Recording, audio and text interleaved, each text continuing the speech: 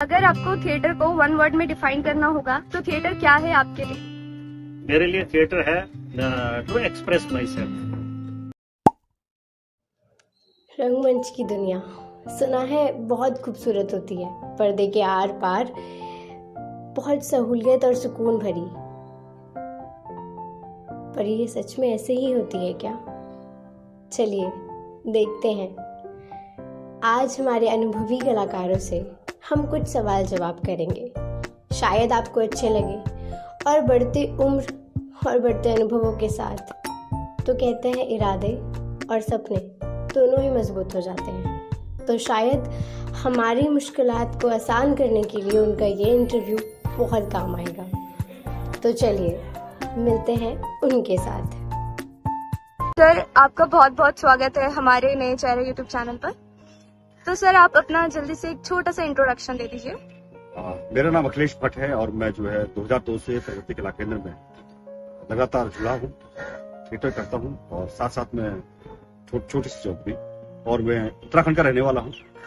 मैं पीएस चौहान और मैं पैशनेटली थिएटर आर्टिस्ट हूँ। पिछले 6 साल से रेगुलरली थिएटर करता हूँ। इंट्रोडक्शन यही है कि मैं कुसुम चौहान हूँ, मेरा नाम है, और मैं थिएटर करना बहुत पसंद करती हूँ और कला को बहुत जीती हूँ और पसंद करती हूँ। बस इतना सही है। फर्स्ट क्वेश्चन है कि किसी भी किरदार को इम्प्रोवाइजेशन किस हद तक करना चाहिए ऑन स्टेज?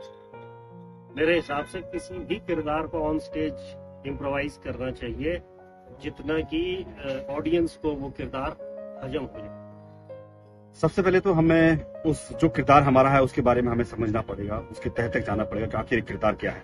अगर कोई इतिहास की भूमिका है तो हमने इतिहास में जाना पड़ेगा और उसको समझना पड़ेगा किरदार को। और उसके साथ साथ जो हमारे निर्देशक है, जिनके निर्देशन में हम लोग काम कर रहे हैं, उनकी बातों को समझते हुए और उस किरदार को समझते हुए फिर अपने आप को उस किरदार के मुताबिक हमें लाना पड़ता है। Okay sir. सेकंड क्वेश्चन है, किसी भी किरदार को तैयार करने के लिए 3 या 5 पॉइंट्स जो बहुत जरूरी है।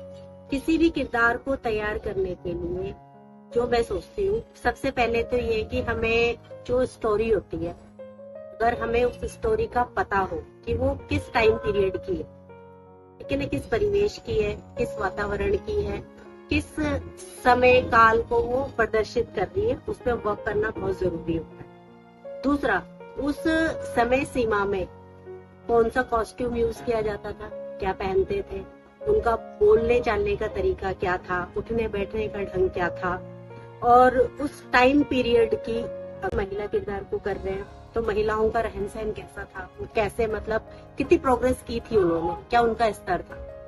जिस भी कैरेक्टर को हम कर रहे हैं, इन चीजों पे काम करना बहुत जरूरी होता है। सबसे पहले हमें उस किरदार के बारे में समझना पड़ेगा, सबसे पहला पॉइंट ये। दूसरा पॉइंट ये है आखिर वो किरदार क्या था, क्या वो मैसेज जनता को देना चाहता है। तीसरा, उस किरदार के माध्यम से क्या काम किए गए थे। जो भी किरदार हमें मिलता है, जो भी हमें वो जनता को हम अपनी बातों किस तरह से पहुंचा सकते हैं उस किरदार के माध्यम से। देखिए, सबसे पहले तो स्टोरी है, दूसरा आपका डायरेक्टर क्या चाहता है, और तीसरा आप उसमें क्या एड ऑन करना चाहते हैं, और चौथा आपको ऑडियंस का ध्यान रखना चाहिए कि ऑडियंस को क्या पसंद है, किस तरीके के वो किरदार ऑडियंस को कितना एंटरटेन करना है। थर्ड क्वेश्चन है कि एक एक्टर के लिए बेसिक 5 चीजें जिस पर उसे काम करना ही चाहिए। 3 या 5 चीजें जो भी आपको सही लगे। तो हमें योगा करना चाहिए और उसके बाद में अगर हम गाते हैं तो हमने अपनी आवाज के लिए लगातार रिहर्सल करनी चाहिए। अगर हम एक्टर बनना चाहते हैं तो हम कोई भी एक्ट देख लें, किसी का भी एक्ट देख लें, उस एक्ट को हमने बार बार करना चाहिए। और दूसरी बात, अगर हम किसी नाटक को अगर फिलहाल काम कर रहे हैं तो हम उस एक्ट के लिए लगातार अपने आप को जो है हम या शीशे पे या हम किसी के माध्यम से या फिर कुछ भी आजकल तो वीडियोस वगैरह बनती है, वो करके भी हम कैरेक्टर को जो हम अपने आप को मेंटेन कर सकते हैं। बेसिक फिटनेस नंबर 1 पे। दूसरा जो मैं मानता हूँ, punctuality is also the main factor, कि आप टाइम से आए, टाइम से आए। और तीसरी बात आती है कि आप अपने डायरेक्टर का सम्मान करें, रिस्पेक्ट करें, और जो वो आपसे करवाना चाहता है वैसे अपने प्रति आप ईमानदार। सबसे पहले तो हमें जो एक्टिंग है, एक्टिंग को एक्टिंग ना समझना, सिर्फ ये समझना कि जो है जैसा है उसको वैसा प्रेजेंट करना।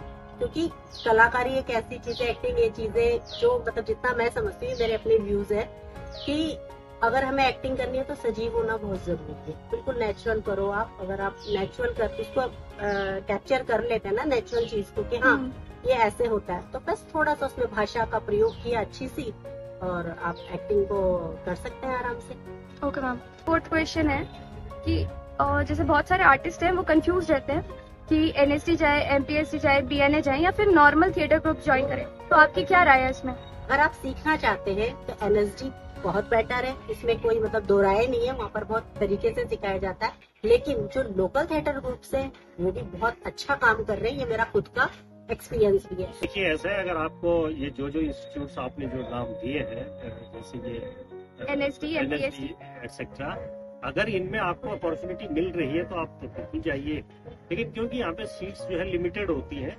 तो अदर थिएटर ग्रुप्स जितने भी है वो एक और अपॉर्चुनिटी है हमसे, ठीक है, आप उनको ट्राई कीजिए। तो एनएसडी सबसे बेटर। Okay sir. लास्टली, अगर आपको थिएटर को वन वर्ड में डिफाइन करना होगा तो थिएटर क्या है आपके लिए?